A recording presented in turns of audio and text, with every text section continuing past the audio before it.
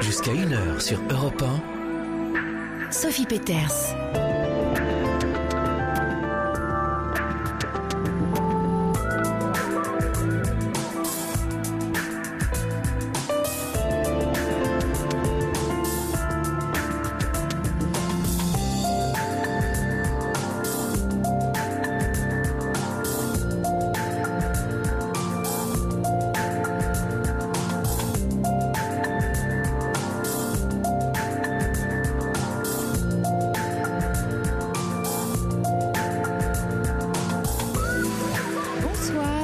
De vous accueillir dans cette libre antenne au 3921, une libre antenne dans laquelle chacun cherche au travers de ma voix sa propre voix, où chacune s'adonne tel un alchimiste dans son laboratoire à des essais afin d'observer ce qui se passe dans la matière et d'ajuster son protocole.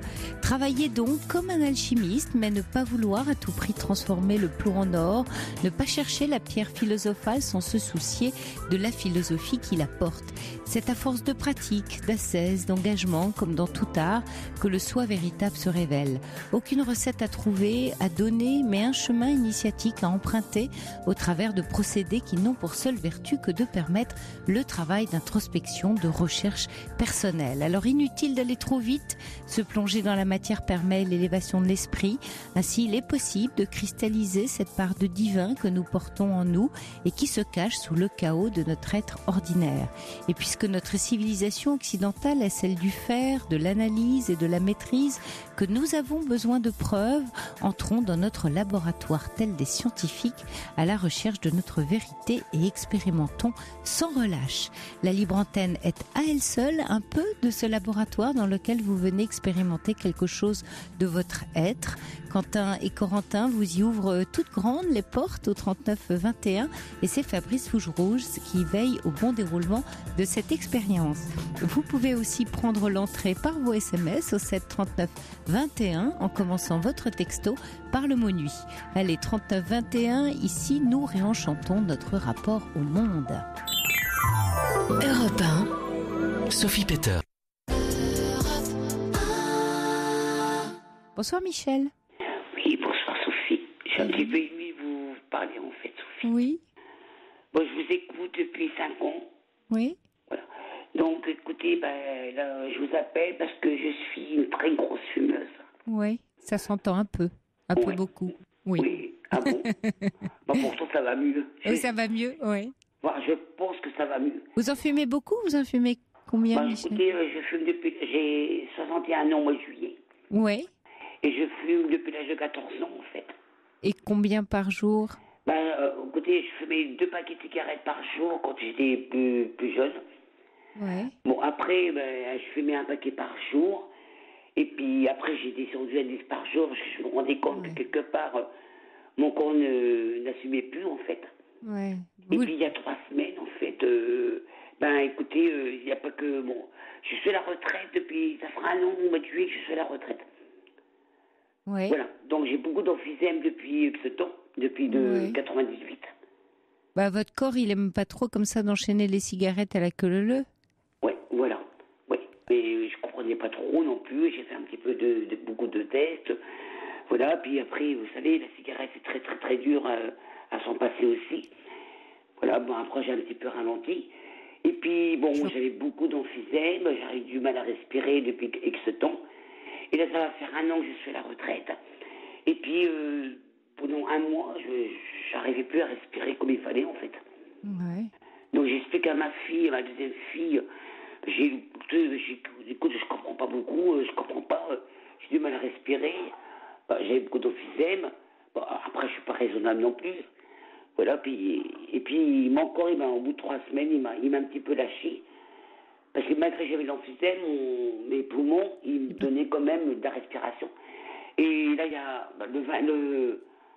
attendez, je suis fait hospitaliser le 24. Ouais. Parce qu'en fin de compte, mon cœur, mes poumons ne me donnaient plus l'oxygène qu'il fallait. C'était mon cœur qui palpitait. Voilà. Et donc j'ai expliqué à ma fille, j'ai dit à mon médecin traitant. Il m'a dit, écoutez, Michel, je vous mets à l'hôpital. C'est pas possible. Donc j'étais sous l'oxygène, Sophie. Mais c'est pareil, Sophie, moi je suis... J'adore votre voix, j'adore aussi Caroline, je vous adore tous. Et vous avez déjà essayé d'arrêter, Michel, comment ça se passe? C'est quoi votre rapport avec la cigarette? Parce que là, les médecins vous alertent, votre corps, il dit qu'il n'en peut plus. Quel rapport vous entretenez? Qu'est-ce que vous avez essayé de tenter jusqu'à présent ou pas? C'est que moi, en 92, j'avais été voir un spécialiste pour la cigarette, en 98. Il m'avait dit, Michel, écoutez, il faut arrêter de fumer pour là maintenant parce que, bon, je ne l'ai pas écouté. Entre-temps, j'ai essayé les patchs. Ouais. Voilà. Donc, en 2001, j'ai fait les patchs pendant 3 semaines. Après, voilà. Et il m'avait dit, mon médecin qui est mon médecin maintenant pour le tabac, en fait. Il m'avait dit qu'il ne fallait pas que je fume du tout avec les patchs. Mais je ne suis pas arrivée parce que malheureusement, mon ex-mari, il me trompait. Et la cigarette, ça vous consolait? Oui, je pensais que ça me consolait. J'ai pensé que ça me consolait. Oui, c'est souvent ce qu'on croit. Oui, mais j'ai pas... Oui, voilà. Et oui, mais Sophie, c'est que la cigarette me consolait. Mais donc, je prenais un petit peu de médicaments. Ouais. Mais je suis tombée dans l'alcool. Ah oui. Entre-temps, je suis tombée dans l'alcool. Ouais, donc là, les deux, ça fait pas bon ménage. Voilà, deux choses. Voilà. Je suis tombée dans l'alcool en 2002, en fait, en 2001. Bon, après, je me suis pas occupée de moi. Oui, c'est ça. Voilà. Après, j'ai eu ma fille qui avait 21 ans, ma deuxième fille qui avait 17 ans. Donc, je me suis séparée de mon ex-mari, maintenant, alors qu'il est. Et puis, je sais pas comment vous expliquer, Sophie, c'est que je reste amie avec lui, je sais même pas pourquoi. Je suis toujours amie avec lui, mais moi, je sais pas m'occuper de moi parce que mes enfants, ce sont mes enfants, en fin de compte, qui ont voulu pas très gentils. J'ai eu 2 enfants pas très gentils, en fait. La première, elle était très dure. Maintenant, elle a 37 ans. Ma deuxième, maintenant, elle a 33 ans. Elle attend un bébé. Elle est enceinte de 8 semaines. Mais mes enfants ne m'ont jamais compris, Sophie. Ils m'ont jamais aidé, en fait. Oui, mais c'est pas vos enfants de vous aider, Michel. Vous savez bien ça. C'est pas vos enfants qui font que vous êtes bien ou pas. Les enfants, ils nous renvoient des choses en miroir. La question, c'est qu'est-ce que vous fuyez avec la cigarette, l'alcool.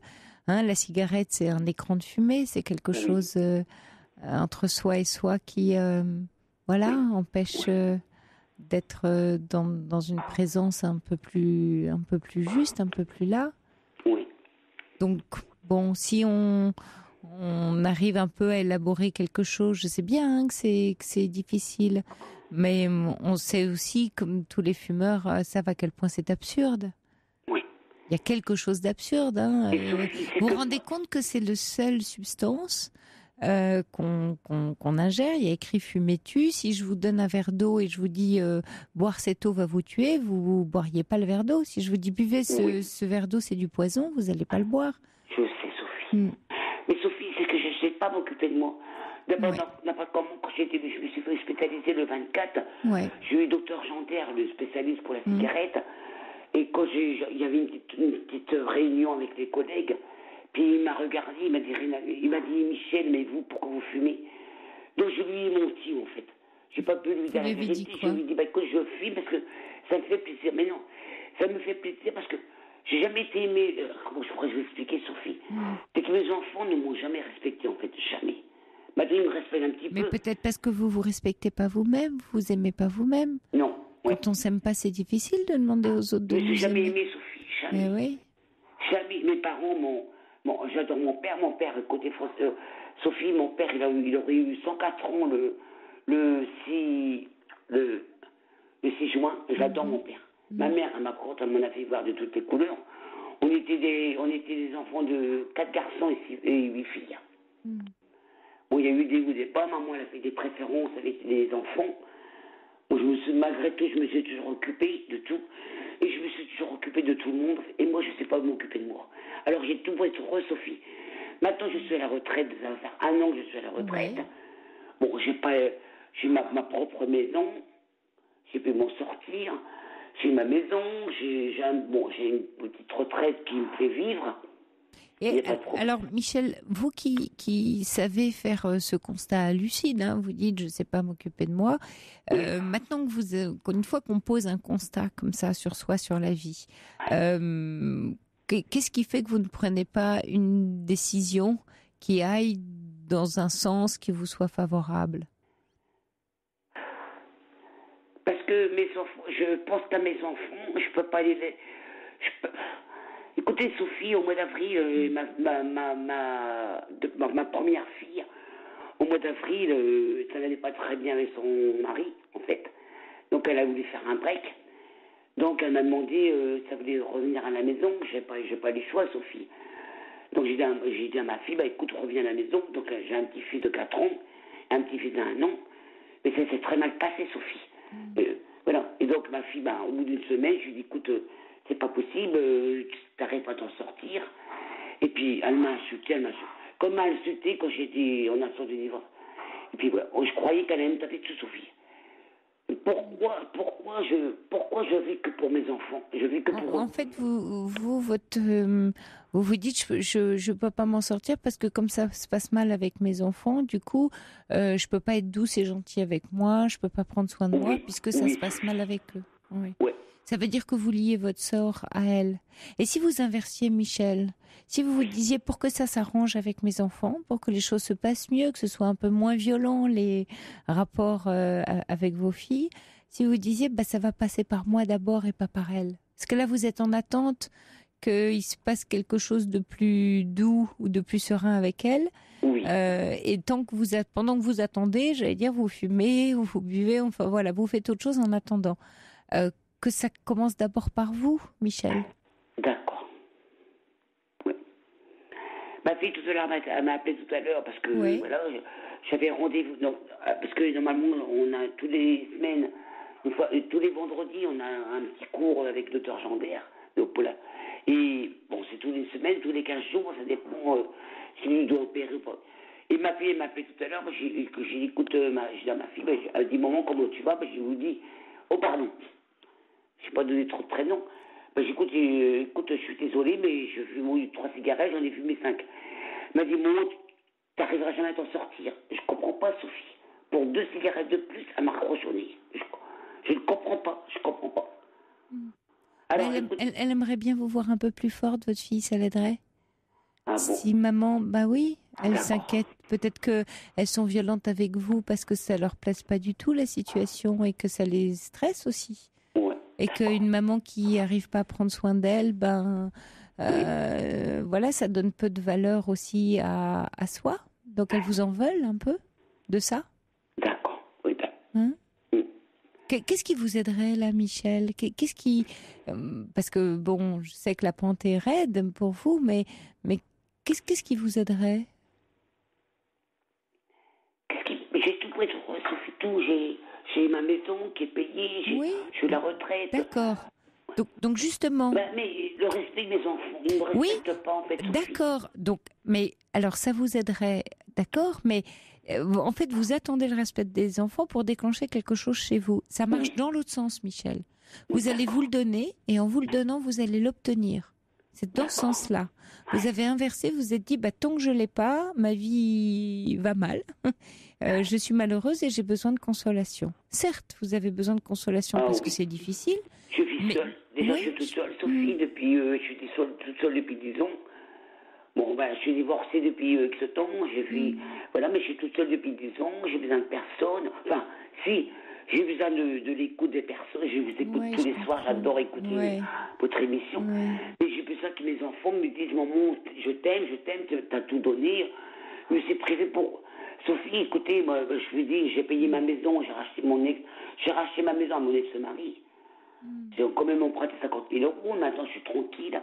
Moi, j'ai beaucoup donné à mes enfants, mais je ne regrette rien du tout. Oui, je pourquoi mes enfants ne me respectent pas, Sophie? Parce qu'ils voudraient voir une maman qui se respecte. Ils voudraient voir une maman qui prend soin d'elle, qui... c'est pas tant, ce que vous avez fait pour eux. Sophie. Oui, mais vous allez apprendre, Michel, ça s'apprend. Quelquefois, c'est vrai, vous avez raison, on se rend compte à un moment donné dans sa vie que, oui, c'est vrai, ça, on ne sait pas le faire. Oui. Et quand on ne sait pas faire quelque chose, qu'est-ce qu'on fait? On apprend, et il n'y a pas d'âge pour les apprentissages. Oui. Vous allez vous armer de courage, Michel?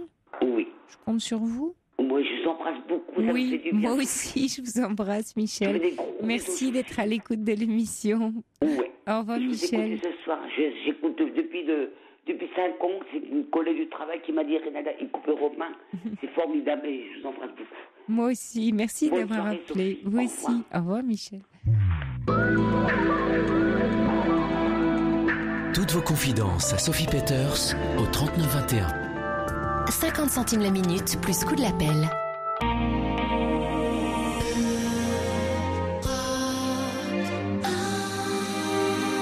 Bonsoir, Marie. Oui, bonsoir Sophie. Bienvenue. Oui, merci. Oui. Bon, je vous rappelle là, parce que moi je vous avais appelé déjà, moi je crois que c'est la 3e fois que je vous appelle. Ouais. Bon, enfin moi je vous avais appelé à propos d'un accident de voiture donc, que j'avais eu. Enfin maintenant ça va bien. Hein. Ouais. Bon, je me suis bien remise. Bon, ça va. Hein. Ça va. Non, là je vous appelle pour autre chose parce que j'ai suivi une thérapie donc avec une thérapeute pendant 2 ans. Ouais. Et là, bon, j'avais ma dernière séance avant-hier. Ouais. Et bon, elle m'a dit bon, bah, maintenant, bon, je pense que bon, vous pouvez, enfin, on va arrêter là. Bon, ça fait 2 ans qu'on travaille ensemble. Bon, mais, je dis bon, je pense que ça va aller maintenant. Mais c'est vrai que depuis, je sais pas, je ressens un vide. Bon, alors, le fait peut-être de ne plus avoir de rendez-vous aussi, de ne plus avoir. Oui. Alors, je sais pas si c'est normal ou quoi. Je sais pas. Oui, c'est un peu normal. La question qui m'étonne un peu, c'est que c'est elle qui vous a dit qu'il fallait arrêter ou c'était votre désir? Est-ce que vous êtes mis d'accord là-dessus? Oui, bah ça va bien. Hein. Bon, bah, Oui, moi, je suis ça va bien, mais maintenant, ouais. vous aviez le Oui. sentiment d'être arrivé au bout d'un chemin par vous-même ou c'est elle qui vous a proposé l'arrêt? Qui a proposé quoi et comment? Bah, c'est elle. Ouais. Et quand elle vous a annoncé que voilà, elle estimait que vous étiez arrivé au bout de quelque chose, vous vous sentiez d'accord? C'était quoi votre ressenti à ce moment-là? Vous vous êtes dit tout de suite ah bah non, moi je continuerai bien ou ah bah elle a peut-être raison. Qu'est-ce qui est venu là Non, tout bah, de suite? c'est vrai que sur le moment, bah, j'étais Surprise? d'accord. Finalement, D'accord, parce que, oui. bon, je suis bien. Bon. Et puis je sais pas. Bon, le soir, je sais pas. Mhm. Ça m'a trotté dans la tête. Je sais pas. De quelle manière? Quand vous dites ça, qu'est-ce que vous avez pensé? Non, Plutôt bah, j'étais pas ressenti. très bien. Bon, Ouais. j'ai réalisé tout d'un coup que je sais pas, que je la verrai plus. C'est vrai que bon, bah, on tisse des liens bon, Bien particuliers sûr, avec un bien sûr. Bah, thérapeute, ça hein. s'appelle le transfert, Et- Marie, et c'est très fort. oui, Bien oui. sûr. Et c'est vrai que tout d'un coup, j'ai réalisé que bon, mais elle m'a dit de toute façon, hein, je suis toujours là. S'il y avait quoi que ce soit, Ouais, vous ouais. revenez, il n'y a Parce que aucun problème. la question aussi, c'est est-ce que elle vous en a parlé en début de séance pour vous annoncer que ce serait la dernière ou vous le saviez 1 ou 2 séances avant? Ah non, elle me l'a annoncé avant-hier. Là. Ouais. Alors.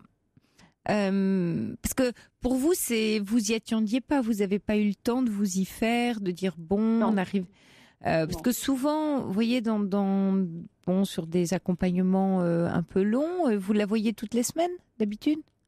Non. Je la voyais toutes les semaines au tout début. Hein. Oui. Et puis après, petit à petit, les séances se sont espacées. Et là, à la fin, je la voyais tous les mois et demi. D'accord. Les Oui. mois et demi, 2 mois. D'accord. Donc ça commence C'est à très s'espacer. Ouais. Parce que peut-être que vous allez voir, Marie, comment vous vous sentez dans les semaines qui viennent. Mais autorisez-vous, si pour vous c'était un peu soudain et que ça va un peu vite, de dire j'ai peut-être juste besoin de vous voir une dernière fois pour me faire à cette idée-là et me rendre compte que voilà, j'avance sans vous dans ma vie, je sais que vous êtes là, mais pour boucler la boucle, que ça puisse venir de vous et cette fois-ci pas d'elle. Parce que là, c'est venu d'elle et vous l'avez découvert au cours de la séance. Mais vous n'êtes pas venu à la séance en vous disant bon, c'est la dernière fois que je viens. Ce qui est un peu différent. Vous voyez, de venir chez son thérapeute en disant bon, ben voilà, on se dit au revoir et on boucle la boucle. Là, vous arrivez et vous pensiez la revoir 2 mois plus tard.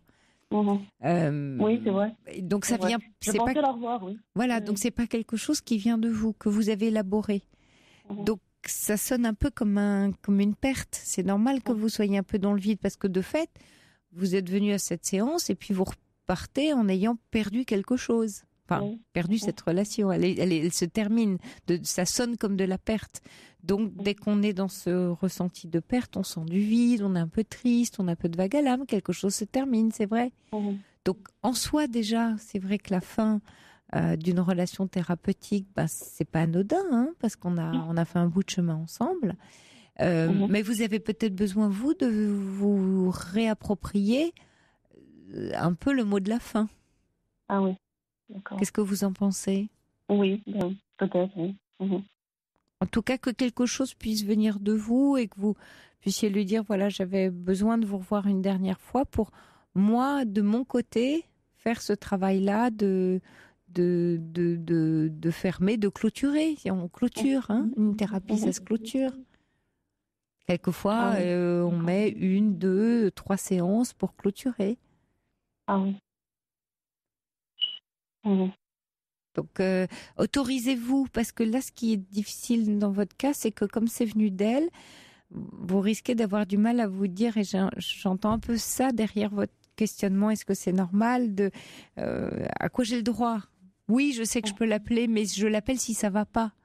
Mais c'est pas l'appeler si ça va pas, c'est pas je l'appelle en cas de danger ou de stress. Voilà, c'est pas un pompier. Je vais l'appeler pour prendre la décision moi d'aller bien. C'est-à-dire que non seulement je sais que je vais bien, que ça va bien, enfin que je vais mieux, et que je ne ressens plus le besoin de faire ce travail, bien que le travail continue, parce que vous êtes en chemin quoi qu'il arrive, avec ou sans thérapeute, mais que vous puissiez vous dire, c'est moi qui prends la main sur mon processus d'élaboration ou de guérison, comme vous voudrez l'appeler. Vous le sentez, ça, Marie, ou... Oui, je comprends, oui. Bon. Qu'est-ce qui vous vient comme question ? Non.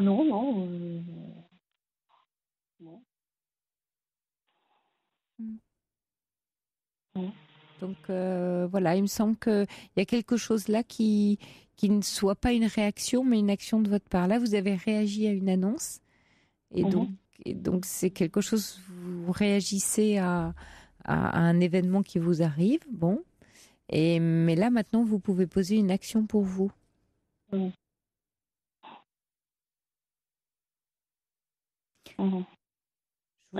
Je vous laisse y réfléchir, Marie, si c'est clair pour vous. Oui, d'accord. Oui. Bon. Je vous sens un peu, vous me dites oui, un peu perdu. C'est pour ça que j'hésite à vous lâcher, parce que je vous sens un peu déstabilisée, en fait. Oui. Qu'est-ce qu'il y a derrière ça ? C'est pour ça que je voulais pas juste vous lâcher comme ça, parce que je sens bien qu'il y a quelque chose qui... C'est pas que c'est pas clair, c'est que je vous sens un peu perdue.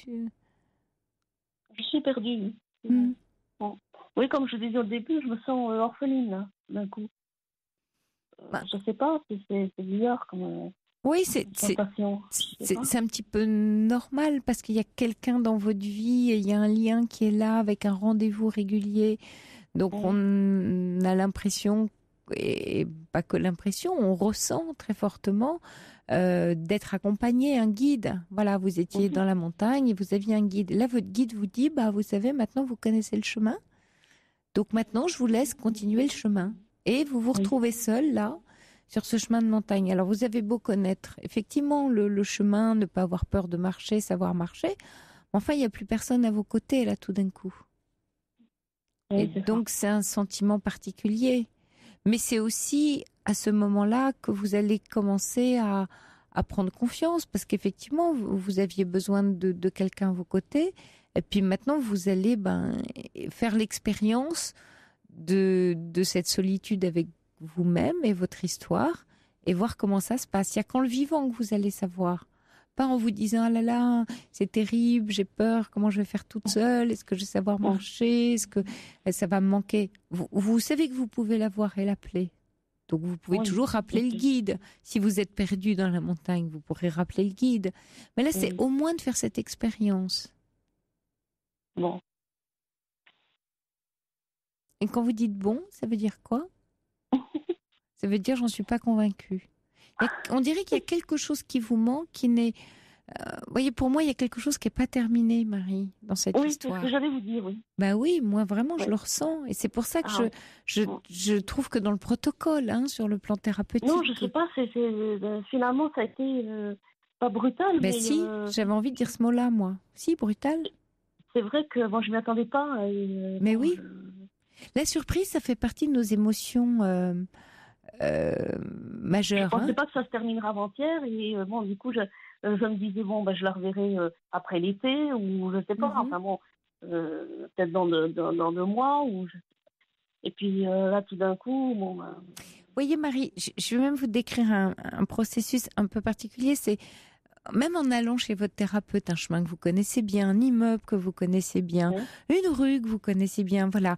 Il y a plein de petites choses, une odeur, un lieu. Enfin, il se passe beaucoup de choses autour du lieu de la thérapie, pas que de la personne.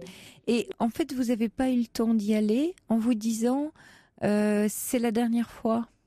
Je décide que c'est la dernière fois que j'emprunte ce chemin-là parce que maintenant je sais que je peux marcher seule. Non, vous sortez du cabinet et vous dites ah bon, alors maintenant on m'a dit vas-y nage. Mais je sais pas très bien, je me souviens plus si je sais nager. Elle me dit que je sais nager, mais est-ce que j'en suis très certaine?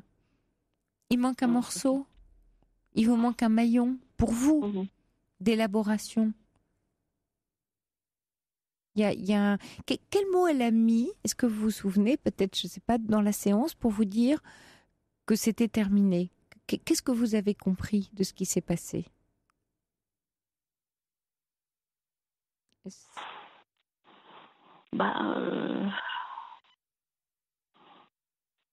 sais pas, finalement, c'était pas très clair. Parce que, oui. C'est confus, là, pour vous, en fait. Vous avez juste retenu... Oui, complètement, oui. En fait, la séance a démarré comme ça. J'ai l'impression que vous êtes arrêté à ce moment-là, dans votre ressenti, de dire « Ah, je découvre que c'est terminé ». J'ai l'impression que du coup, le reste de la séance, vous étiez déjà plus là. Déjà dans ce sentiment de « Ah bon, alors, c'est fini ». C'est ça? Oui, un peu, oui. Alors, Marie, vous savez, c'est pas une histoire de maître-élève, ni d'école, ni de figure. C'est une figure de parent, d'une certaine manière un thérapeute, puisqu'on transfère une partie, effectivement, de notre histoire, de nos événements de vie qui sont après reconstruits par nous-mêmes dans notre psyché, par l'intermédiaire du thérapeute. Mais moi, ce qui est important ce soir que vous entendiez, que vous compreniez, c'est que vous êtes une adulte, votre thérapeute en est une, qu'il y a entre vous une forme de contrat, qui est un thérapeute, voilà, il y a quelque chose qui se passe, il y a quelque chose que vous achetez, c'est-à-dire un accompagnement, une connaissance, une présence, énormément de choses. Et donc, il est complètement de votre droit, j'ai presque envie de dire de votre devoir, si vous le sentez, de faire la démarche qui convient à vous. L'idée, c'est pas d'obéir à votre thérapeute parce qu'elle a décidé cela ou ceci. Vous avez le droit de ne pas être d'accord, autrement dit, avec elle. Et c'est très important, ça. Parce que ça rappelle la relation parent-enfant. Sinon, vous rejouez encore une scène de votre enfance où si maman avait dit que je ne devais pas sortir le soir ou de ma chambre avant telle heure, ou je sais pas, de sortir de table, j'avais pas le droit. Et vous vous retrouvez, là moi j'entends un peu une petite fille, vous vous retrouvez en position d'enfant. Non. Vous pouvez aller voir votre thérapeute en lui disant écoutez, voilà, vous m'avez dit que c'était terminé, mais moi, la façon dont ça s'est passé, j'ai pas eu le temps d'élaborer quelque chose pour moi. J'ai besoin de refaire une séance pour que ça vienne de moi. Parce que c'est pas clair, c'est confus, je me suis sentie perdue. J'ai besoin de refaire ce chemin en me disant je le fais, c'est la dernière fois et je suis d'accord avec ça et ça m'appartient et c'est une action que je pose pour moi-même. Et dites-lui, j'ai ressenti ça d'une façon brutale. Et du coup, j'étais, pas un peu perdue. C'est pas tant, j'ai pas le sentiment que vous vous sentez abandonné, c'est plutôt la surprise, c'est plutôt le moment. Abandonné, un peu. C'est peut-être un mot grand un peu mot, fort, oui. Un peu quand même, oui. Oui, un peu. Un peu parce que c'est pas venu de vous. Oui, c'est ça. Abandonner, c'est quand si vous ressentez ça, c'est que vous-même, il y a quelque chose qui n'a pas pu s'élaborer de votre côté à vous. On ne se sent pas abandonné quand on décide de quitter. Et quand on décide même de se quitter d'un commun accord, on ne se sent pas abandonné puisque chacun détient sa décision. Et puis on se met d'accord sur la décision. Vous, dans ce que vous racontez, il n'y a pas de décision de votre part. Donc à aucun moment vous avez décidé quelque chose. Elle a décidé pour vous. Vous avez besoin de... C'est sûr que j'ai été surprise parce que quand je vous dis, je pensais la revoir et puis, je sais pas, ça s'est terminé. Mais vous vous souvenez même pas de quels sont ses arguments ou ce qu'elle vous a expliqué pour vous expliquer que c'était terminé, à part vous dire que ça allait. Je sais pas parce que j'étais tellement... sur le moment, j'étais... Enfin, j'ai pas réalisé, vraiment. Oui. C'est ça, j'ai pas réalisé sur le moment. Donc vous vous souvenez même plus ce qui s'est passé pendant la séance? Non. Ouais. J'étais tellement surprise que du coup, non. Oui. Du coup, ça crée un stress et focalisé sur cet événement-là, vous ne pouviez plus entendre. Moi, je l'ai vu avant-hier matin et avant-hier soir, je n'étais pas bien du tout. Et du coup, vous vous dites, c'est pas normal, je devrais aller bien. Oui.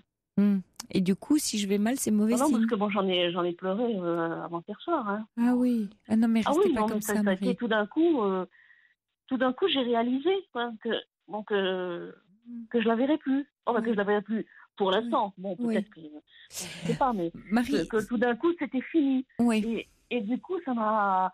J'étais dans un moment de stress, mais alors, je sais pas. Le fait de réaliser ça, j'étais pas bien. Ça a dû réveiller quelque chose de votre enfance. Et en soi, ça, c'est intéressant pour vous.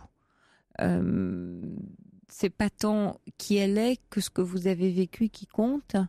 Et là, l'adulte que vous êtes doit emmener sa petite fille en étant un adulte protecteur et en lui disant « Viens, on y va parce que je vois que tu vas pas bien et qu'il y a quelque chose qui n'est pas clair pour toi. » Même si ce n'est qu'une séance. Et ce serait bien que ce soit là, avant l'été, un peu plus rapidement. Restez pas tout l'été avec ça. Prenez la décision rapide en disant j'ai besoin de vous revoir rapidement avant les grandes vacances. Enfin, je ne sais pas si elle part en congé. Parce que j'ai besoin que ce soit moi qui vous dise au revoir. En tout cas, de parler de cette dernière séance et de ce qui s'est passé pour moi. Parce que là, j'ai bloqué sur quelque chose. Et là, il y a quelque chose que j'arrive pas à traverser. Et ça fait pas de vous quelqu'un, commencez pas à vous faire des scénarios du genre je suis pas normale, c'est que je vais très mal, etc. C'est un événement, voilà. Vous prenez l'événement pour ce qu'il est. Et vous traitez l'événement, Marie. Et c'est un événement important pour vous, d'accord? Bon.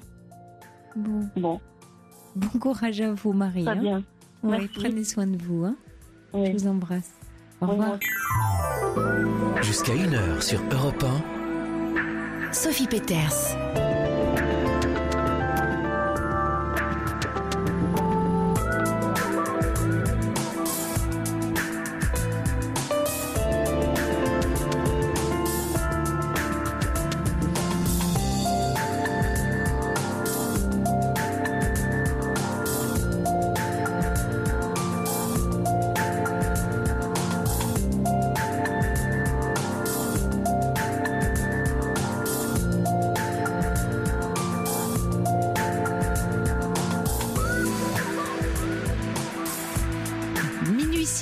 Vous écoutez Europe 1 et c'est la libre antenne qui se poursuit en direct et avec vous au 39 21, une libre antenne dans laquelle chacun cherche au travers de ma voix sa propre voix, où chacune s'adonne tel un alchimiste dans son laboratoire à des essais afin de faire émerger le soi véritable. Alors la libre antenne, oui, c'est à elle seule un peu de ce laboratoire dans lequel vous venez expérimenter quelque chose de votre être. Quentin et Corentin vous y ouvrent les portes au 39 21 et c'est Fabrice Fougerose qui veille au bon déroulement de cette expérience. Vous pouvez aussi prendre l'entrée par vos SMS au 7 39 21, commençant votre texto par le mot nuit. 39 21, ici nous réenchantons notre rapport au monde. Europe 1. Sophie Peters.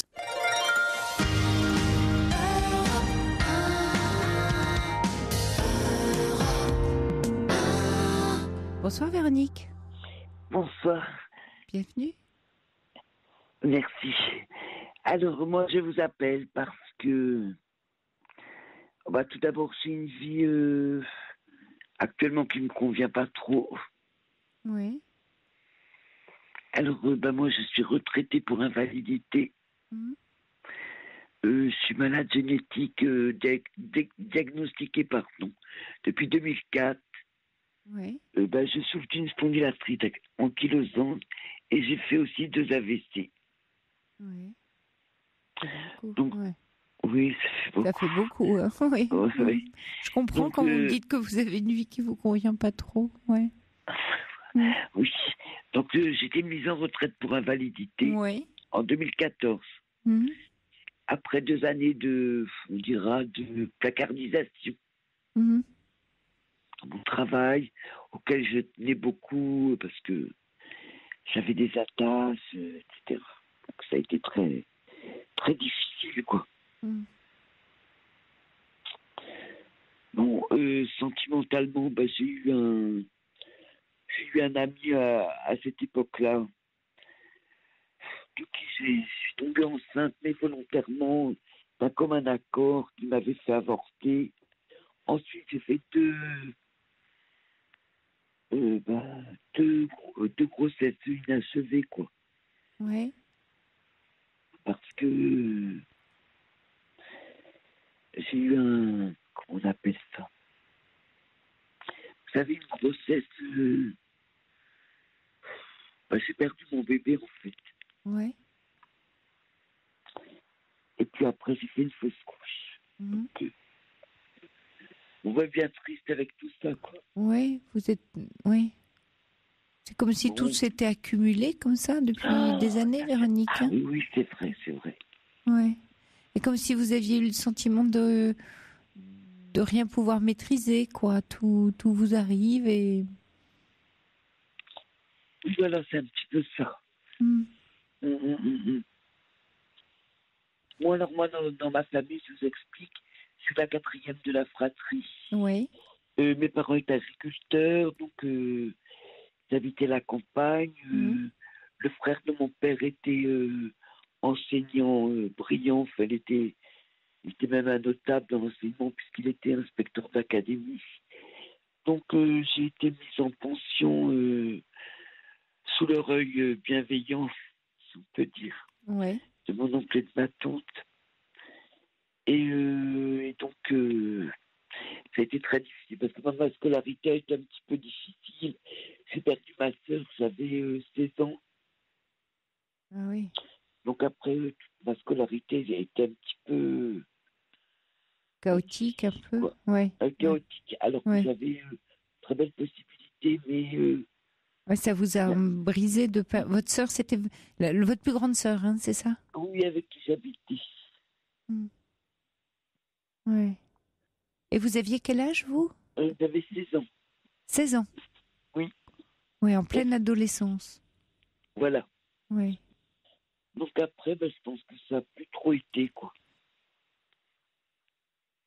Et puis finalement, j'ai réussi quand même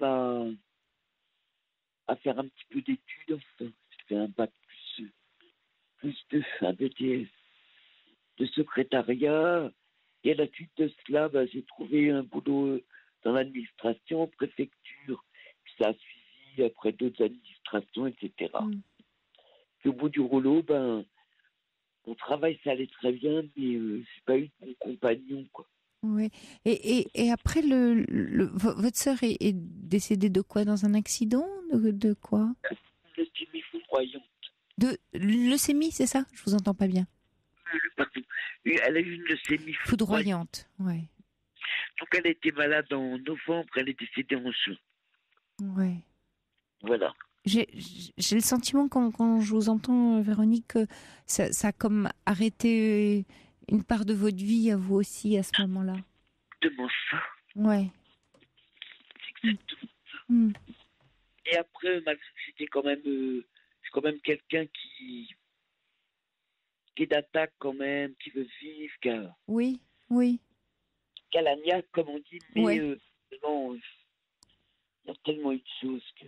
Mais il y a une douleur qui reste là, quoi, comme une immense injustice. Oui. Déjà du décès de votre sœur, et puis après chaque épreuve est venue frapper à votre porte, que Voilà. vous avez vécu un peu comme une injustice en lien avec cette première épreuve douloureuse quand vous aviez 16 ans. Oui. Parce qu'après, j'avais rencontré quelqu'un avec qui je voulais un bébé qui était programmé d'ailleurs. Et au bout de 2 mois, non, je ne veux pas, il faut te faire avorter, nanana. Excusez-moi, Véronique, on vous perd par moment, donc parlez bien dans le combiné, parce que par moment je vous perds, ouais. Excusez-moi. Mhm. Oui, donc je vous disais, j'étais enceinte et Oui. c'était quelque chose de vraiment voulu, que je voulais et qu'il voulait, mon ami de l'époque. Et finalement, au bout de 2 mois et demi, il m'a dit, oh ben non, il faut absolument te faire avorter. Et j'ai absolument mal vécu ça. Ouais. Oui, c'est pour ça que vous dites « il m'a fait avorter ». C'est que vous vous êtes senti obligé, Oui, alors que ce n'était pas votre choix. Ouais. pas du tout. Et ensuite, je suis encore retombée 2 fois enceinte de ce monsieur-là. Et j'ai fait une grossesse extra-utérine et une fausse couche après. Comme quoi, il y a quelque chose qui ne marchait pas avec cet homme-là. Ouais. Oui. Oui. Et aujourd'hui, Véronique, quels sont vos petits rayons de soleil dans votre vie, s'il y en a un tout petit peu? Les toutes petites éclaircies, elles ressemblent à quoi? Bon, j'ai ma famille qui est à côté de moi. Oui. J'ai ma soeur, mon neveu qui habite près de moi. Oui. Ça se passe très bien. On a un mobil-home, alors le week-end on y va. En bord de mer, ça nous change des idées. Oui. On fait un petit pied à terre, ça c'est très gai. Oui, donc ça, c'est les liens. C'est important, hein, Véronique. Ah hein? oui, très bien. Mm. Et sinon, je suis avec quelqu'un avec qui ça va pas du tout. Ah, ça va pas du tout. Parce que? Non, moi, parce que déjà, il prend pas du tout part à ma vie, quoi. Il est comme un meuble avec moi. En touriste? Ah, c'est ça. En plus, il travaille 1 semaine et il rentre 1 semaine parce qu'il est marin. Oui. Donc, quand il arrive à la maison, il fait ses petites activités. Et moi, je compte pas. Il veut pas me rejoindre, par exemple, pour les week-ends, des choses comme ça. Au mobil-home, jamais. Il partage pas de choses avec vous. Non, il cohabite, hein, comme 2 colocataires. C'est absolument ça. Oui. Et c'est dur. Alors, Véronique, pourquoi là, justement, vous ne prendriez pas une décision pour vous si cette relation ne vous va plus? Vous savez pourquoi? Non. Parce que financièrement, j'ai une toute petite retraite et j'ai un loyer très cher. Et donc, il vous aide, il participe? Voilà, un petit peu. Donc c'est comme un colocataire, en fait, c'est le cas. C'est vraiment le cas. Écoutez, c'est bizarre ce que vous me dites. C'est ce que mon entourage me dit. Oui, ça me fait penser, vous savez, aux étudiants, hein, où quand les loyers sont trop chers, on vit à plusieurs, on partage un lieu. Oui. Moi, j'ai 58 ans. Hein. Oui.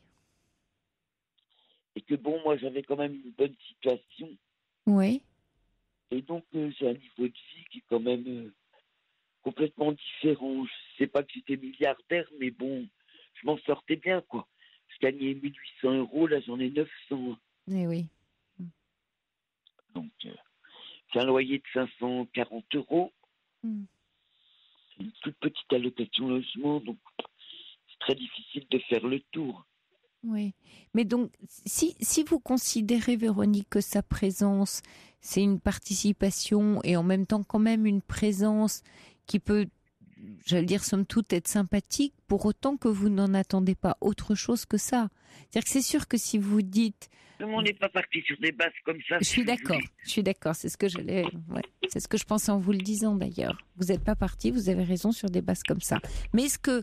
Maintenant que la réalité ressemble plutôt à ça, est-ce que vous pouvez changer la forme de décider, même dans votre tête, hein, entre vous et vous, de dire « Ok, on n'était pas parti là-dessus, c'est pas ce que je souhaitais, mais est-ce que, qu'est-ce qui peut m'aller dans cette situation ?» Parce que vous êtes en train de me dire « Finalement, il y a quand même quelque chose qui me va, dont j'ai besoin dans cette situation. » Et à ce moment-là, je ne suis plus dans l'attente de ce que c'était au départ.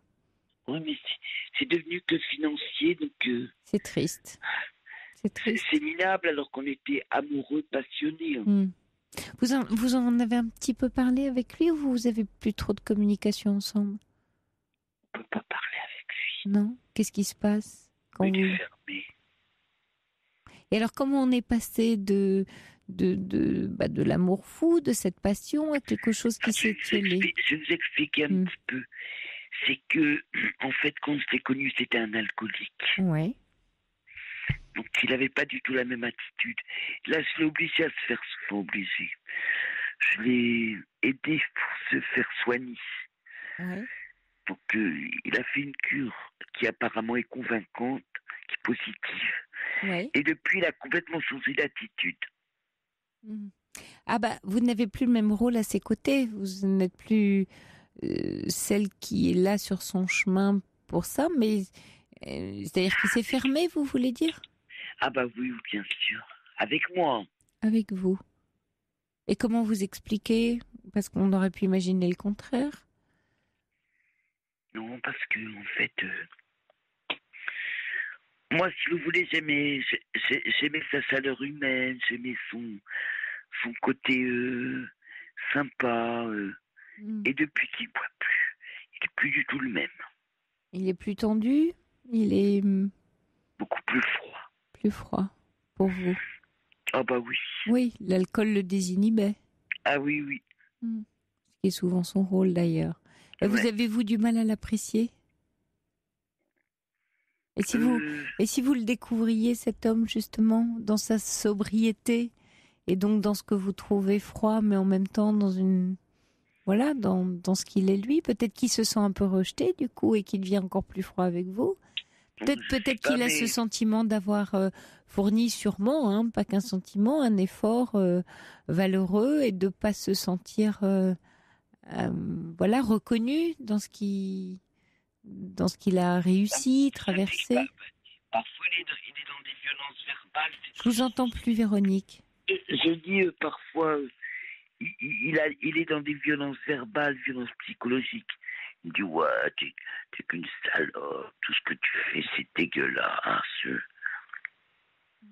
Non, non. Il trouve que je suis sale. Parce que maintenant, il a un peu des tocs de ménage. Je sais pas, c'est bizarre. Alors peut-être que ce serait plus sain pour vous deux, plutôt que de vous traiter de nom d'oiseau, ou qu'il vous traite de nom d'oiseau. Oui, voilà. Ce serait de lui dire, écoute, on va se parler franchement entre adultes. Bon, voilà, c'est plus tout à fait l'amour qu'on partageait, la relation a changé. J'en prends le constat. Mais ça me va qu'on partage finalement toutes les 2 semaines ce lieu. Moi, ça m'aide. Toi, pendant ce temps-là, tu as aussi un logement, mais restons bons amis. Ouais, vous voyez, j'ai du mal là-dessus. Vous avez du mal à dire ça, oui, parce que c'est faire le deuil de quelque chose. Mais ce serait plus sain, c'est vrai, mais là, Véronique, au lieu d'être un peu victime des événements de la vie, au moins vous poseriez une action pour vous deux, mais pour vous surtout, et ça vous ferait du bien. Ne serait-ce juste que de le dire et d'exprimer quelque chose pour pas que ce soit la vie qui vous impose ces événements, mais que vous puissiez en faire quelque chose. Bien sûr qu'elle nous impose toujours ces événements, mais au moins d'avoir vous un peu ce sentiment d'autonomie, de liberté par rapport à ce qui vous arrive, c'est-à-dire de mettre des mots sur ce qui se passe, et peut-être que vous pourriez trouver des relations un peu plus apaisées. Mais si vous voulez, moi, ce qui me gêne, en fait, c'est que c'est une dépendance financière. Donc, j'ai l'impression que je vaut mieux que ça, quoi. Oui, Véronique, d'accord. Mais sauf à considérer que vous restez bons amis, qu'après tout, vous avez une histoire, que vous, c'est quand même aidant, c'est pas une histoire de dépendance, c'est une aide, que lui, il y trouve son compte, parce que c'est pas tant une dépendance. Lui, pendant ce temps-là... Parce que lui gagne bien sa vie. Oui, donc justement, raison de plus, c'est que lui, il y trouve son compte. Sinon, s'il gagne bien sa vie, il irait vivre ailleurs. Donc, il y a quelque chose qui lui va. Donc, On fait chambre à part et tout. Oui, bah alors, sinon il serait parti. Il a tout à fait les moyens de partir. Ah oui, non, ça va bien d'arranger, bien sûr. Bien sûr, donc ne vous mettez pas, voilà, laissez-le prendre lui sa responsabilité et prenez la vôtre. Oui, mais je pense aussi, Sophie, que c'est peut-être mon amour propre qui est blessé, quoi, parce que je me dis, Oui, bien sûr. Vous comprenez. Oui, je vous comprends tout à fait, Véronique, mais ça c'est de l'ego, l'amour-propre. Ça fait mal, c'est désagréable, mais enfin ça reste que de la surface. Pendant ce temps-là, il y a votre être profond qui souffre, lui, parce que lui, il n'agit pas. Hein, donc laissez tomber votre amour-propre, ça franchement, c'est pas très aidant, parce que c'est plutôt même encombrant. Et puis j'en ai beaucoup d'amour-propre. C'est plutôt parce que je suis ascendant Scorpion. Oui. Bah, limez-le un peu, allez, un peu de dissolvant là sur l'amour-propre. Un peu de légèreté, quoi. Ouais, laissez-le un peu, s'atténuer pour faire quelque chose qui soit beaucoup plus constructif pour vous. Parce que l'amour-propre, il construit pas, il est défensif, hein. Non, mais vous vous rendez compte que tous les week-ends, je les passe de mon côté avec ma famille. Et vous me disiez que vous passiez des bons moments. Prenez ça. Ah oui, mais sans lui. Oui, sans lui, mais vous me dites en même temps que les moments avec lui, ils sont plus aussi bien qu'avant. Et qu'ils peuvent plus être aussi bien qu'avant. Ah non, il y a quelque chose qui a changé. Bon, et alors vous gardez ce qui convient et vous lâchez ce qui ne convient pas. Vous faites le tri et donc vous agissez. Sinon, vous êtes tout le temps là, vous lamentez. Oui, mais alors, il n'est pas avec moi le week-end. Et quand il est là, c'est plus comme avant. Hein? Et puis c'est un grand garçon. Il est là, il gagne sa vie et il décide de rester avec vous. Donc vous allez être une grande fille et vous allez lui parler en lui disant voilà, moi j'aimerais qu'on se parle correctement, qu'on reste bons amis. Je constate, voilà, on fait chambre à part, on n'est plus un couple. Mais en même temps, moi, je suis contente qu'on partage ce lieu de vie ensemble. Voilà, ça me va comme ça. Et vous avez vos week-ends avec vos amis. C'est une façon aussi de regarder les choses, Véronique, parce que le réel, la réalité, là, vous montre et vous impose quelque chose. Et vous essayez de la voir autrement. Dire, oui, mais non, c'est pas ce que je veux, c'est pas comme ça que je veux. Vous vous battez contre un moulin à vent. Et vous vous faites mal en plus. Donc prenez les choses telles qu'elles sont, essayez de voir qu'est-ce que vous pouvez faire au mieux avec la situation actuelle. Le mieux que vous puissiez faire, c'est rester ensemble, c'est important pour vous. Ça a l'air de l'être pour lui, sinon il serait parti. Donc il y a bien quelque chose où il y trouve son compte. Et faites un constat de bonne amitié. Mais lui, il fait ses activités de son côté. Il va au restaurant du cœur quand il est libre. Bah oui, c'est un peu comme des colocs. Alors, il y a Charlotte, effectivement, qui a une bonne idée. Elle dit, pourquoi ne pas chercher un autre vrai coloc? À la limite. Ouais. Pourquoi pas? C'est-à-dire, puisqu'il y a un aspect financier, au moins, vous allez chercher un ou une amie qui, avec quelqu'un avec lequel vous pourriez cohabiter, qui partagera le loyer avec vous. Si c'est ça. Et ce serait peut-être moins douloureux pour vous que d'avoir effectivement dans votre logement un homme dont vous étiez avant amoureuse ou pour laquelle vous avez peut-être encore des sentiments d'ailleurs et vous vous sentez un peu blessé. Mais oui, vous vous sentez blessé, vous vous sentez rejeté. En plus, comme je suis malade, j'ai pris du poids avec mes traitements, donc je me sens beaucoup moins désirable. Ouais, ça ajoute. C'est un peu remuer le couteau dans la plaie en permanence, sa présence. Oui, c'est ça, voilà. Ouais, je vois bien. Pas facile. Non, pas facile. Et l'idée de Charlotte, qu'est-ce que vous en pensez, Véronique? Je ne vois pas vivre avec quelqu'un que je ne connais pas. Ou quelqu'un que vous connaissez un peu, ou via votre sœur, ou vos neveux, je sais pas, un étudiant, enfin, dans votre entourage, de demander. Parlez-en avec votre famille. Oui. Parce que vous avez vraiment besoin de partager ce logement pour vous soulager. Pardon. Hein? Vous allez y réfléchir? Oui. Ou alors il faudrait que je vois pour un logement social, mais on m'en a proposé, mais j'étais jamais... j'étais toujours sur la liste, mais jamais j'étais prise, quoi. Il y a des gens plus malheureux, alors que j'ai que 900 € par mois. C'est incroyable. Continuez. Vous êtes toujours sur la liste là, Véronique? Ah oui. D'accord. Bon, réfléchissez à quelque chose justement pour rebondir sur ce que vous disiez en début de votre témoignage. Réfléchissez à quelque chose qui vous conviendrait cette fois-ci. Il y a trop de choses qui vous ont pas convenu dans votre vie, ce qui semble important. Et encore, je vous raconte pas tout. Ouais. Mais là, c'est vraiment important que, dans ce moment de vie que vous traversez, que vous fassiez quelque chose qui vous convient, avec lequel vous soyez d'accord et qui vienne de vous. Et pas que vous ayez ce sentiment qu'on vous impose ou d'une situation imposée dans laquelle vous vous sentez pas libre. Absolument. Et du coup malheureuse. Ouais. Bon courage à vous, Véronique. Merci beaucoup. Oui, merci d'avoir appelé. Je vous écoute depuis des années, Caroline. C'est gentil. Tout le monde. Oui. Merci. Vraiment, ça me soutient beaucoup vos émissions. Oui, c'est très gentil. Bien. Merci de votre fidélité, Véronique. Merci à vous. Au revoir. Jusqu'à 1h sur Europe 1. Sophie Peters.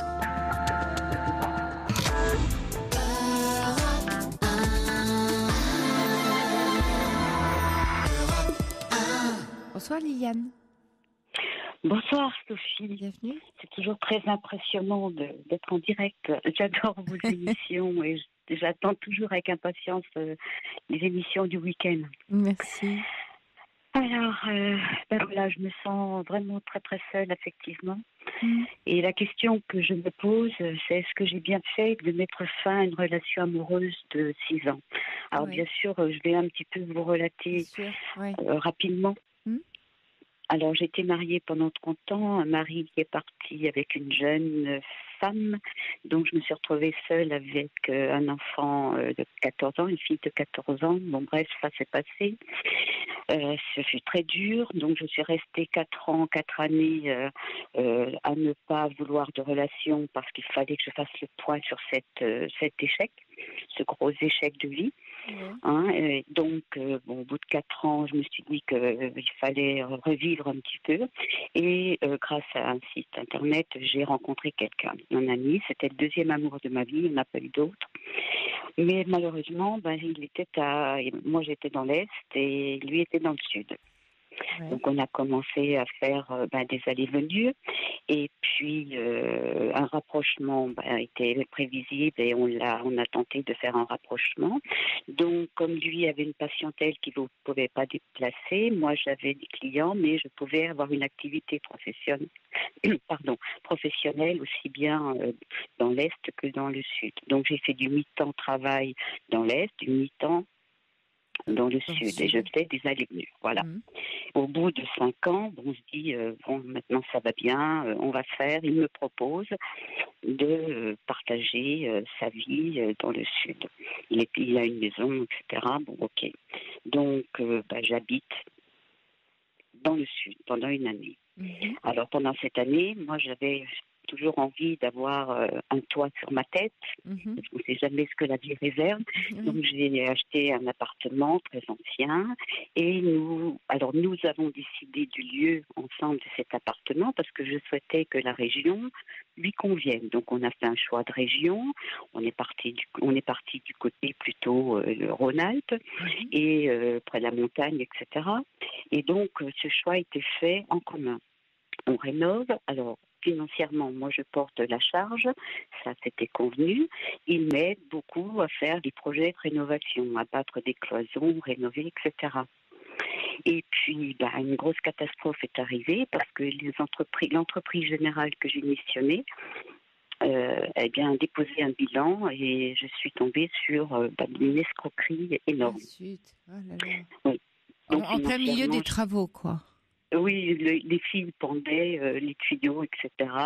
Et la somme était très, très importante. Et vous n'aviez pas réglé encore tous les travaux? Vous étiez...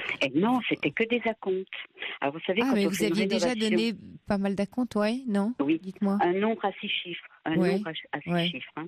Voilà, parce que quand une rénovation sur 4 mois, les délais de fabrication des portes, des fenêtres, etc. sont tellement importants aujourd'hui, puisque les gens travaillent sans stock, stock zéro, donc il fallait verser des acomptes pour pouvoir faire fabriquer dans les 4 fabriquer et habiter dans les 4 mois. D'ailleurs, là, ça mériterait de faire une émission là-dessus parce que j'ai appris plein de choses. Bon, ça, c'est pas l'objet. Ça, ce serait pour Allo Europe 1, le matin. C'est pour Thomas Claude. C'est un bon sujet. Exact. Oui, absolument. Alors donc, je me retrouve avec des grosses difficultés, surtout une liquidation judiciaire, un dossier important à monter, et je passe énormément de temps au téléphone, par mail, etc., pour monter le dossier de liquidation. Et au bout d'un moment, au bout d'un mois, où j'avais des coups de fil, enfin bref, j'étais très prise, je vivais chez lui, il me dit, écoute, là, ça, c'est plus possible, moi je supporte pas tout ce stress, etc. Écoute, va régler tes problèmes dans cet appartement, va régler dans cette région tes problèmes. Ma fille habitant dans la même ville, écoute, tu vas régler tes problèmes là-bas, puis on reverra ce qu'on va faire ensuite ensemble. Et là, j'ai pas accepté. J'ai pas accepté de ne pas avoir un soutien moral, parce que je ne demandais pas autre chose qu'un soutien moral. Et je lui ai dit, écoute, si je pars, tu prends je risque peut-être de ne pas revenir. Il me dit, je prends le risque. Et donc, ma fierté, ou je ne sais pas, a fait qu'à un moment donné, je suis partie. Et puis, je suis partie en septembre 2015. Et puis, depuis, je suis seule. Je suis seule et je vis difficilement cette solitude. Bien sûr. Et alors, vous êtes partie, vous n'êtes plus jamais reparlé, revu? Qu'est-ce qui s'est passé? De temps en temps. Alors non, on ne s'est pas revu, mais de temps en temps, il a appelé. D'ailleurs, au bout d'une relation de 6 ans. Mais oui, il vous a fait une belle lettre, pardon? Une belle lettre où il a relaté toutes mes qualités, que j'étais une femme extraordinaire, extraterrestre. En fait, voyons. Voilà. Oui, c'est pour ça qu'il n'est pas à la hauteur. Eh bien, voilà. Alors, il m'a dit aussi une chose qui m'a donné mon surprise, tu es un héros. Alors, quand je traitais tout ça avec l'avocat, enfin bref, j'ai dit, mais non, j'essaie simplement de me sortir d'une situation qui est catastrophique. Je ne suis pas héros. J'ai 2 solutions, où je déprime, et je pleure, et puis on laisse partir. Exactement, et puis, où je me bats. Où je me bats. Et j'ai fait le choix de me battre.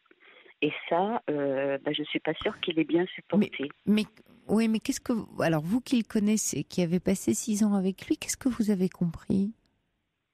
Qu'est-ce que vous... De cette expérience, qu'est-ce que vous en tirez? Qu'est-ce que vous comprenez?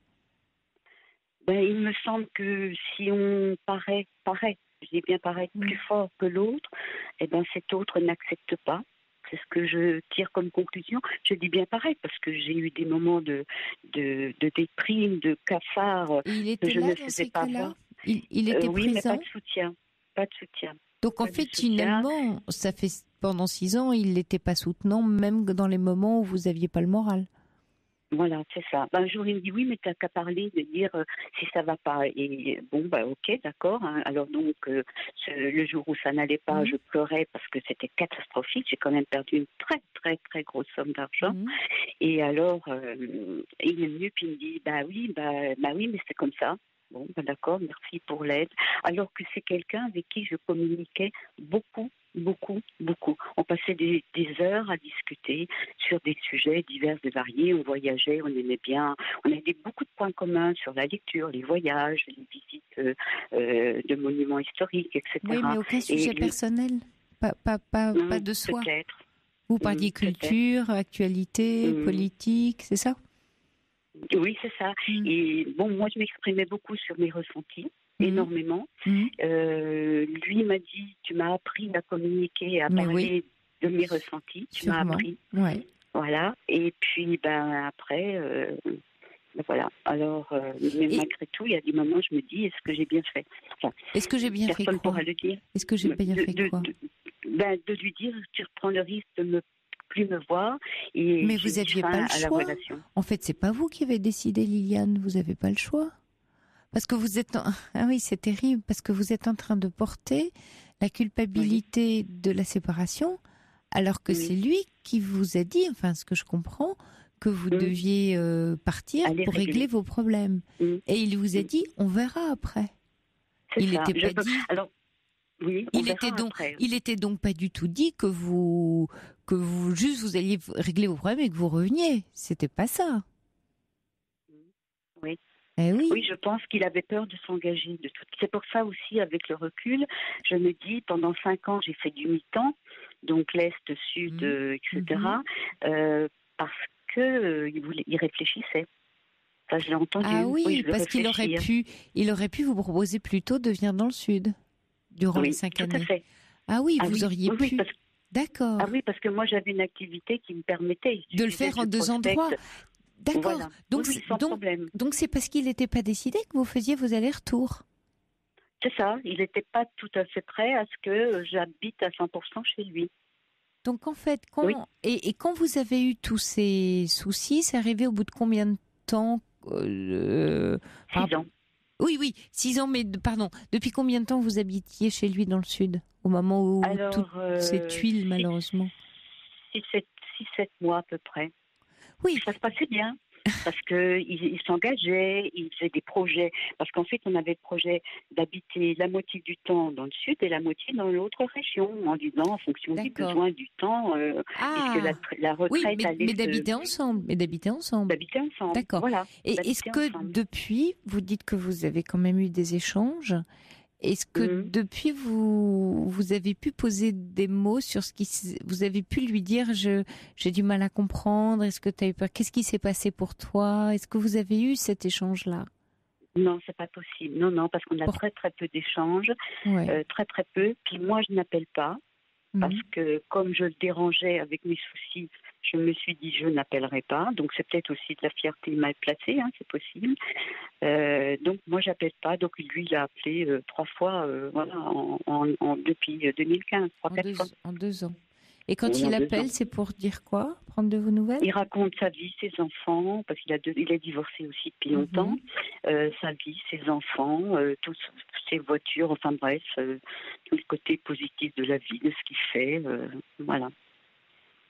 Donc il me paraît assez égocentré en fait. Il vous appelle pour vous parler de lui. Oui. Alors il me demande comment va l'appartement. Ça va, merci, parce que depuis ça a avancé.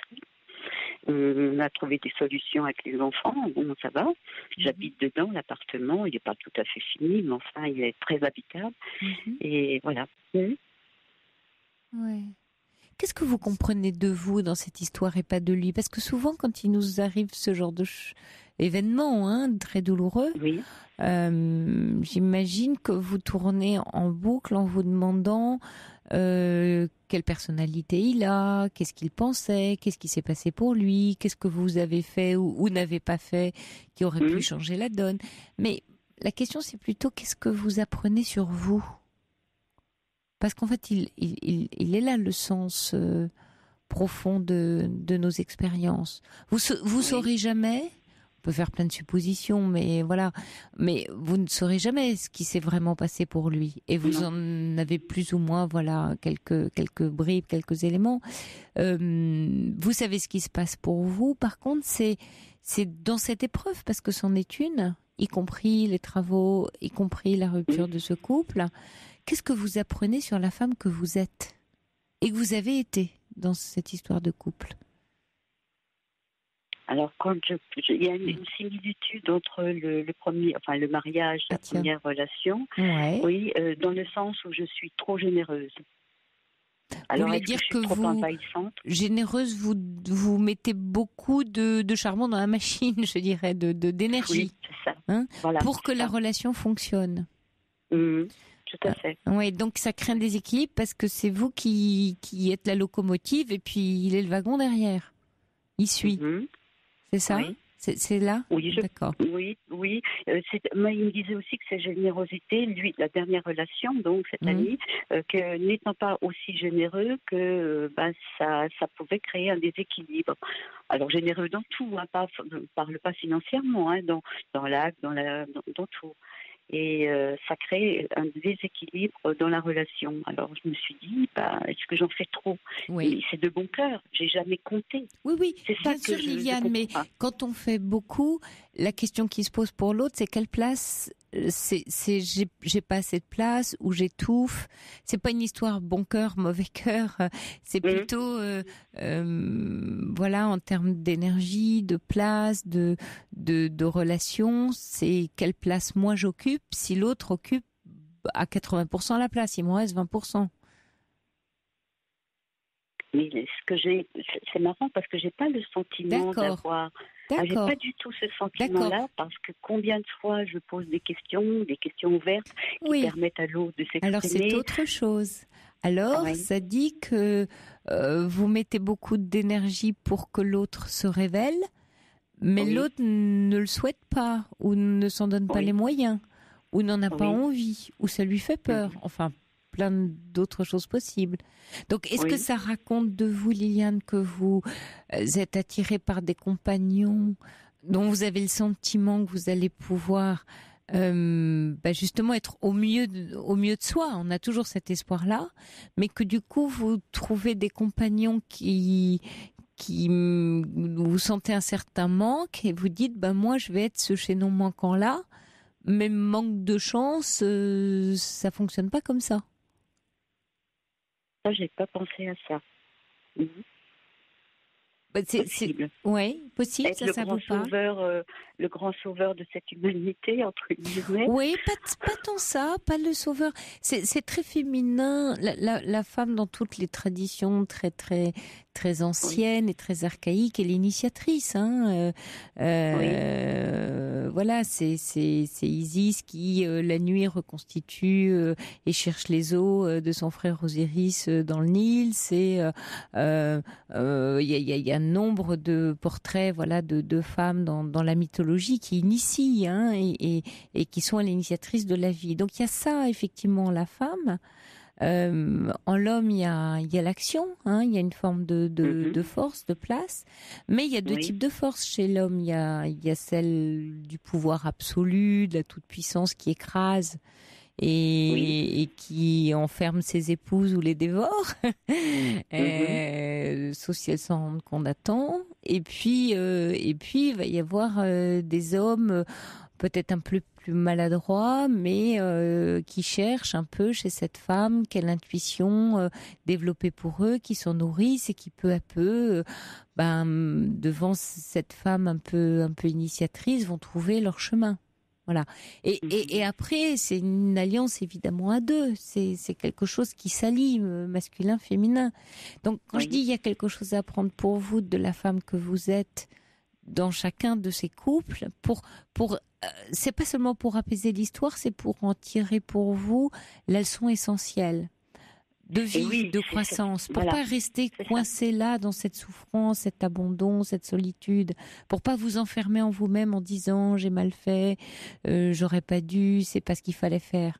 Je veux dire, le sujet est pas là pour vous. Le sujet c'est à quelle femme je ressemble, à quel type d'homme je m'allie, qu'est-ce que je cherche à initier chez l'homme et mon partenaire finalement.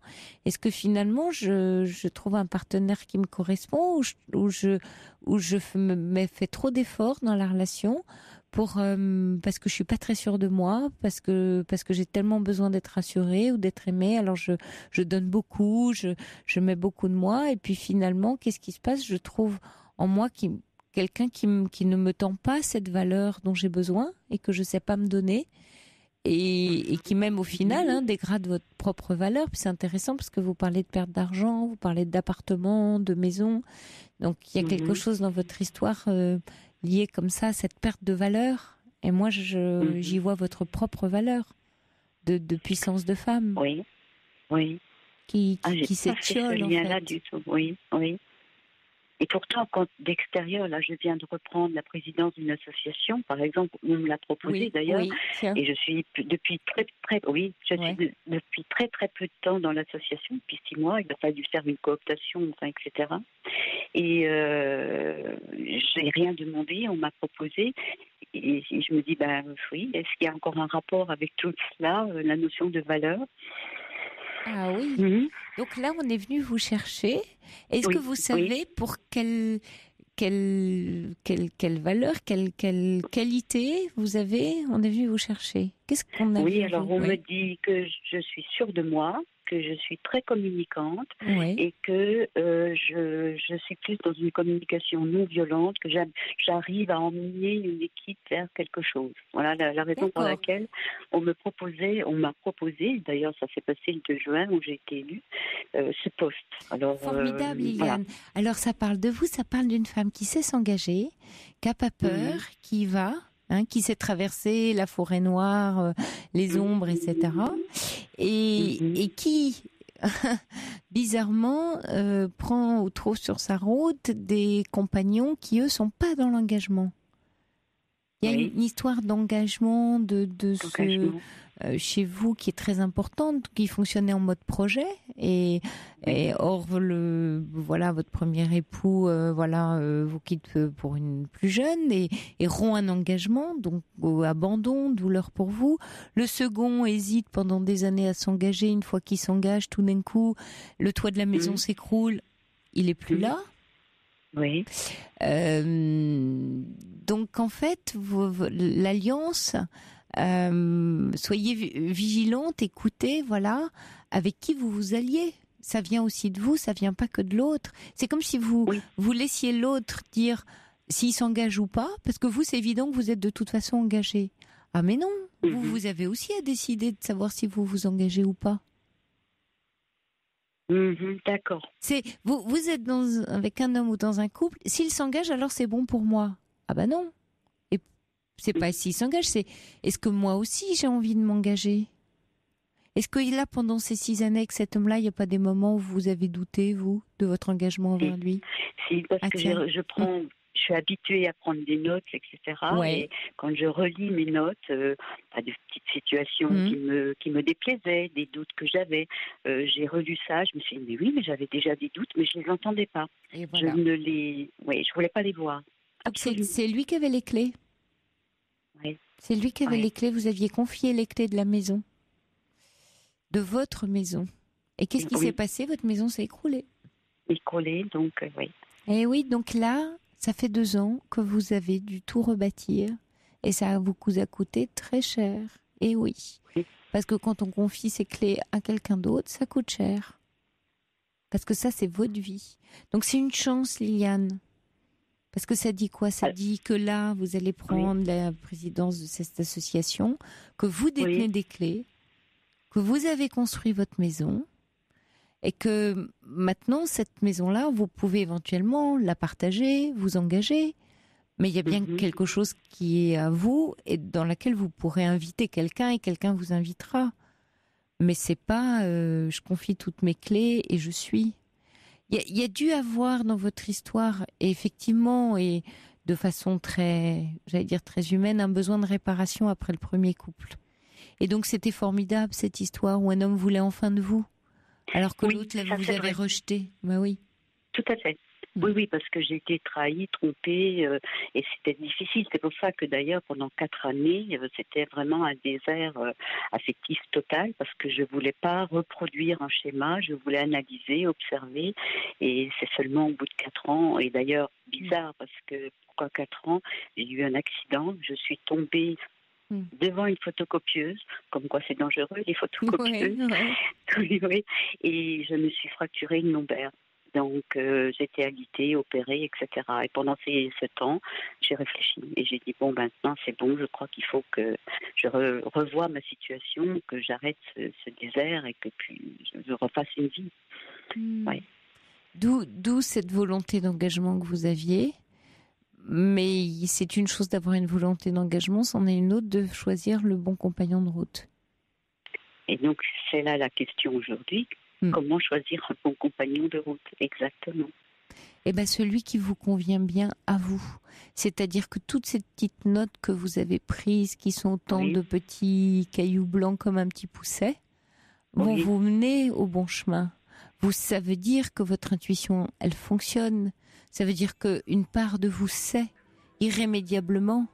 Maintenant, écoutez-la, celle qui sait. Il y a toujours une qui sait, ou un qui sait à l'intérieur de nous. Mais c'est compliqué de l'écouter. Mais oui, elle s'appelle l'intuition, cette petite voix.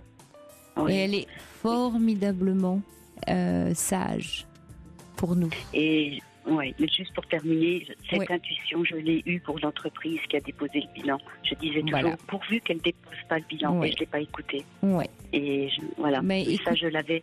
Oui. Écoutez-vous, Liliane. Écoutez-vous profondément. Je vous embrasse, Liliane.